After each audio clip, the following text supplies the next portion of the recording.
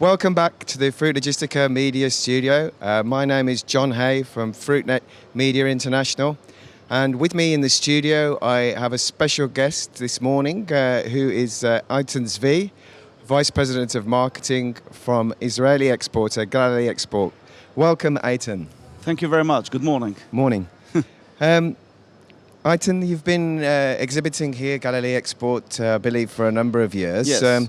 What are you highlighting at Fruit Logistica in terms of your products this year, and kind of which markets are you targeting? Look, first of all, our biggest item is avocado, of course.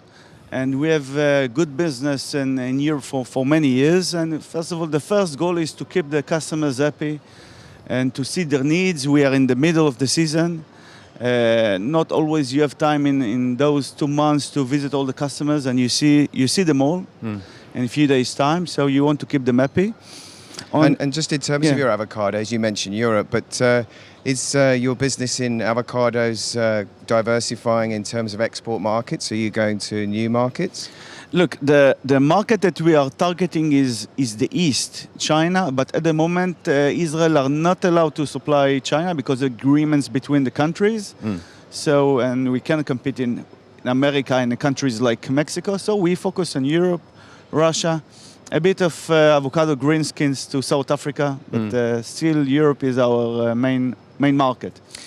Yep. Yeah, one of the items which increased dramatically in Israel in the last few years is majul dates, and this is going all over the world, not only Europe. Great.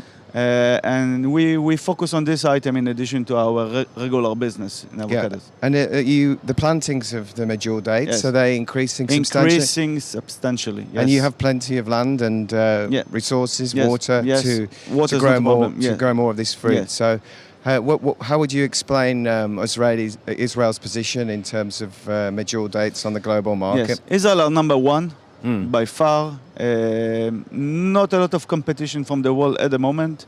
You have some in California, a bit in South Africa, bits and pieces in Morocco and Peru, but Israel by far dominate this item at the moment. So this is kind of a star performer for Galilee Export and for Israel in general? Yes. You need a very unique weather for those specific dates. It's not something that even in Israel you can grow them only from around the Dead Sea south, and maybe 50 miles north to the Dead Sea, and that's it. Only in that area. You cannot grow it anywhere else. So can you put some numbers on the kind of growth we might see for the major date exports from Israel in the future? Yes, I think it will be double in 3-4 years. And what markets are you going to with those? You mentioned it's fairly Yes, global. in addition to Europe, all over the world, we have some business in even Brazil, Argentina,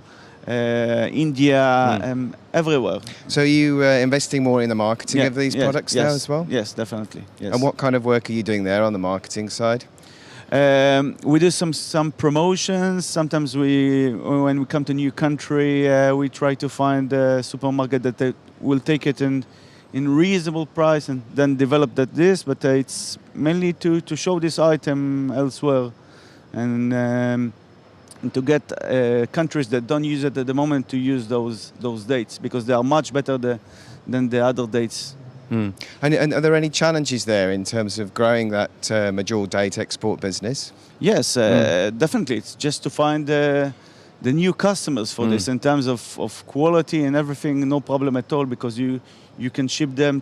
You have them 12 months in minus 18 degrees. They keep, so no problems in that perspective. Excellent.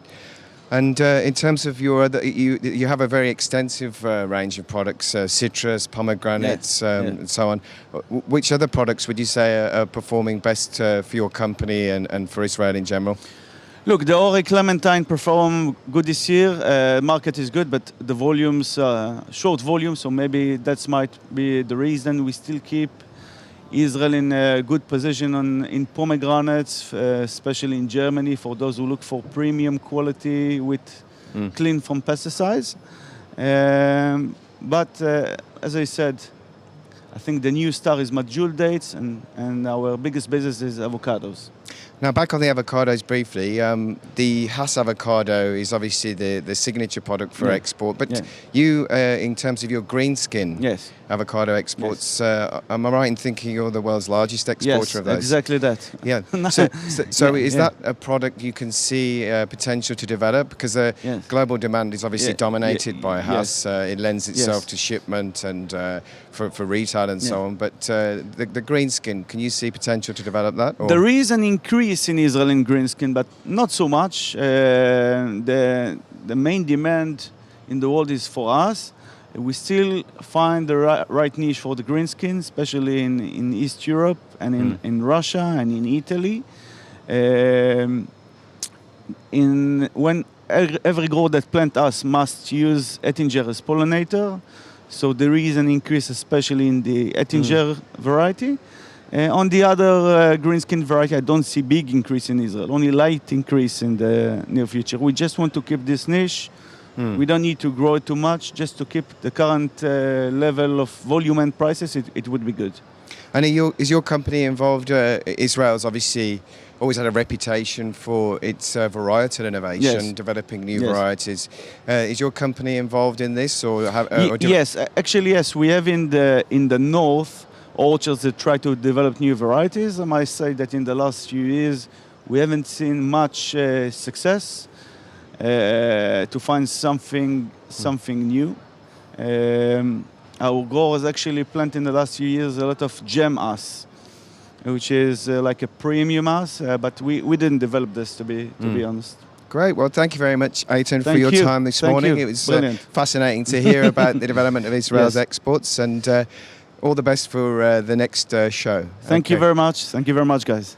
Thank you very much for tuning in. That concludes our interview, and do tune in again to the Fruit Logistica Media Studio, where we'll have many more interviews with leaders from the industry. Thank you.